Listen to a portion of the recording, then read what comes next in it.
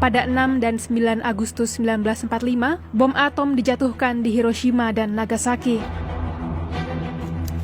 15 Agustus 1945, Jepang menyerah tanpa syarat terhadap sekutu dan menjadi penanda berakhirnya Perang Asia Timur Raya.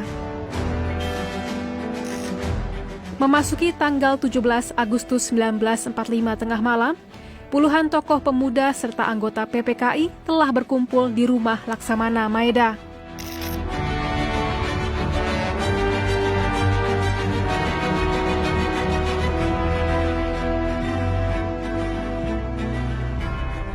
Proses perumusan naskah proklamasi dilakukan oleh Soekarno, Hatta, dan Ahmad Subarjo di ruang makan, sedangkan yang lainnya menanti di ruang besar.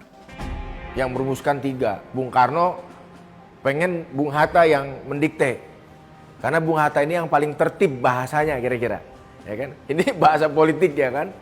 Kata Bung Karno, you diktein, saya tulis. Kemudian ada coret-coret ya, ada Barjo juga di sini sama ikut nyaksin. Bertiga ini ngerumuskan. Setelah mereka rumuskan, mereka bacain.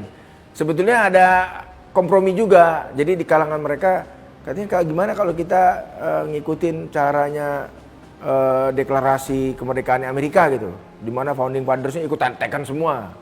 Itu Bung Hatta tuh bilang teken semua yang sini lah, ayo. Wah, gue bingung kan, gini.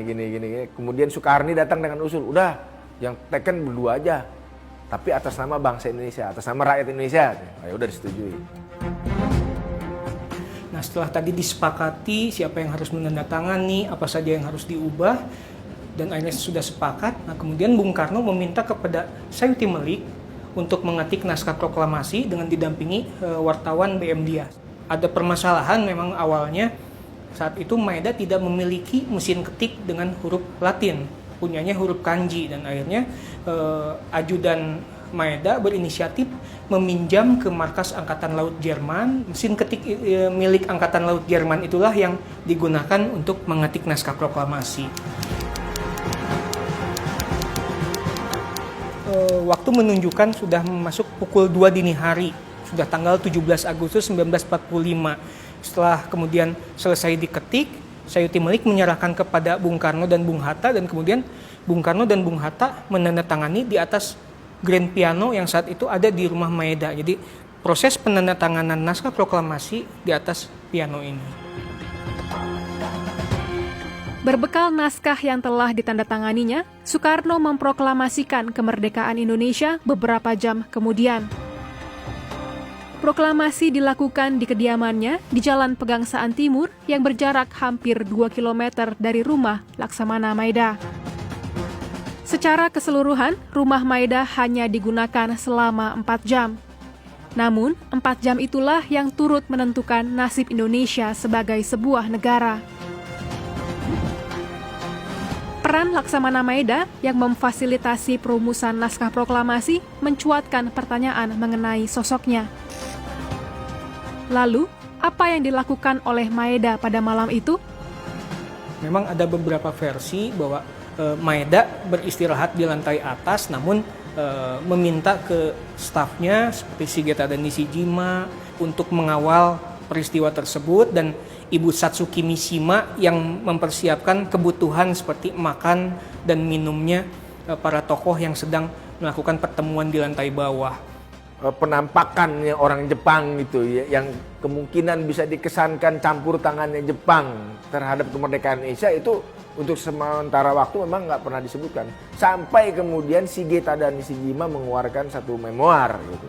Ketika itu pun tidak tersiar luas, artinya orang sudah melihat bahwa Indonesia merdeka, masih tetap digoreng gitu ya, isunya digoreng, wah Indonesia ini bentukan fasisme Jepang, Indonesia ini boneka Jepang. Itu kampanye yang diberikan oleh Belanda, meyakinkan kepada sekutu bahwa ini harus dikembalikan keadaan sebelum perang. Karena pemerintah yang sekarang nggak legitimate, dia disokong oleh Jepang, buktinya ini. Nah, itu kira-kira.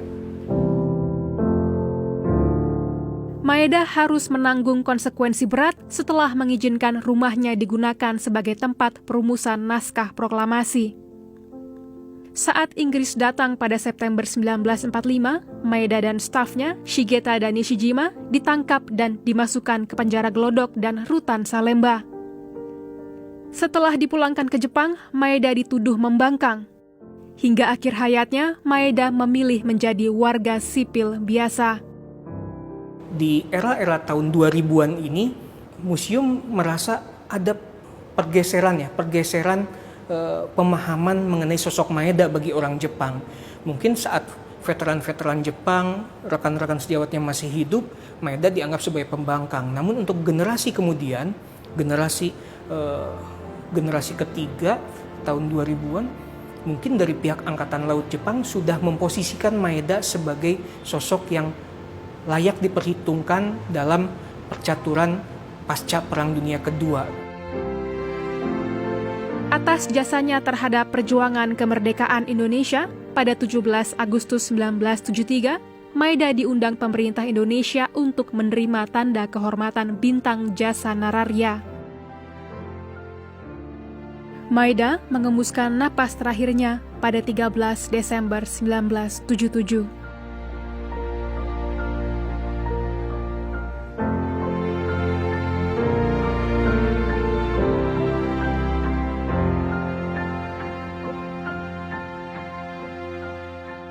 Semuanya seperti kayak belokan di sejarah gitu ya. Jadi sejarahnya kan lurus, kalau ngikutin lurus-lurus saja ya udah dari Terauchi, PPKI terus gitu ya. Tapi tiba-tiba ada belokan dalam sejarah yang membuat fakta sejarah itu menjadi lain, tapi kemudian justru menjadi hal yang sangat menentukan buat kemerdekaan kita. Jadi saya pikir tidak dimulai di rumah ini sebenarnya, tapi rumah ini seperti sebuah halte yang dilewati dalam rangkaian sejarah kita gitu ya. Jadi sebelum halte-halte lain yang kita lewati, ini salah satu halte di mana kemerdekaan kita dirumuskan.